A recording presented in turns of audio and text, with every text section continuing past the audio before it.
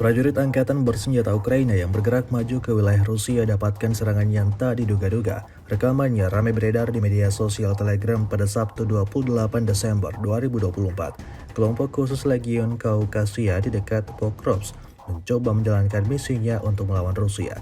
Namun prajurit detasemen sigap mengidentifikasi pergerakan kendaraan lapis baja Ukraina dan menghancurkan personel musuh di Lisivka dekat Pokrovsk. Hasilnya seperti yang terlihat dalam rekaman. Hingga video ini beredar, beragam respon diberikan warganet.